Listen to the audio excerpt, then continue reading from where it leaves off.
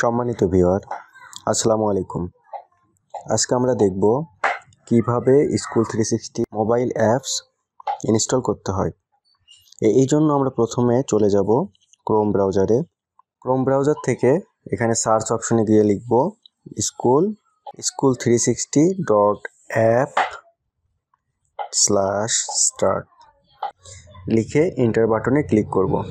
এরপর আমরা 3 dot menu থেকে অ্যাড টু হোম স্ক্রিন এই অপশনে ক্লিক করব।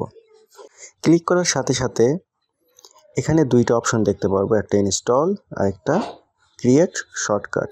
তো আমরা ইনস্টল বাটনে ক্লিক করব উপরের অপশনটা থেকে।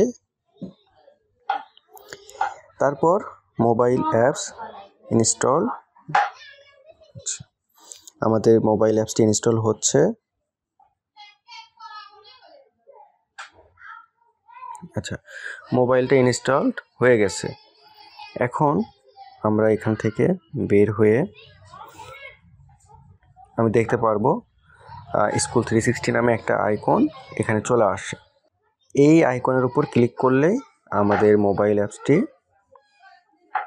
ওপেন হবে এবং গেট স্টার্টেড এই বাটনে ক্লিক করলে প্রথমে আমাদের ইনস্টিটিউট ইনফরমেশনটা দিয়ে ভেরিফাই করতে হবে। তো আমাদের প্রতিষ্ঠান আইডিটি আমরা লিখব 2000110 লিখে ভেরিফাই বাটনে ক্লিক করার সাথে সাথে দেখতে পারবো আমাদের প্রতিষ্ঠানের ঠিকানাটা এখানে চলে আসছে এবং এখানে হচ্ছে অ্যাডমিন এবং টিচার লগ ইন বাটন দেখতে পারবো।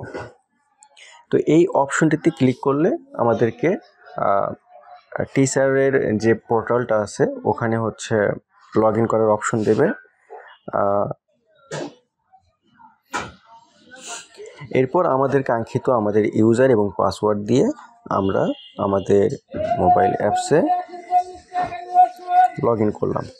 লগ ইন করার সাথে সাথেই দেখতে পারবো আমাদের প্রতিষ্ঠানের ইনফরমেশন, আমাদের অ্যাক্টিভ স্টুডেন্ট, ইনঅ্যাক্টিভ স্টুডেন্ট, এরপর কতজন আজকে উপস্থিত হয়েছে সেই ডিটেলসগুলো এখান থেকে দেখতে পারবো।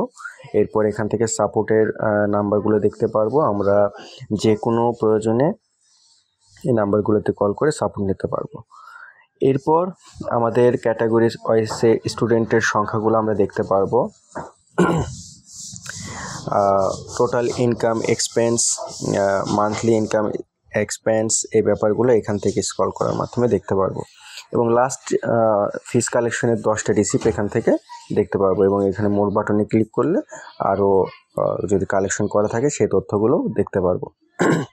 ফুটার অপশনে এখানে 3টা অপশন দেখতে পাচ্ছি। একটা হোম, এখান থেকে ক্লিক করলে নোটিশগুলো দেখতে পারবো, আর এটা হচ্ছে এখান থেকে ক্লিক করলে মেনু অপশনগুলো বের হবে, মেনু অপশনগুলো দেখতে পারবো। আচ্ছা, সো টপ বারে আরও 2টা অপশন আছে। আমরা চাইলে আমাদের মোবাইল অ্যাপসটা লাইট মোড আছে, এটা হচ্ছে ডার্ক মোডও করতে পারি। সো এখান থেকে আমাদের কালার চেঞ্জ করে নিতে পারবো।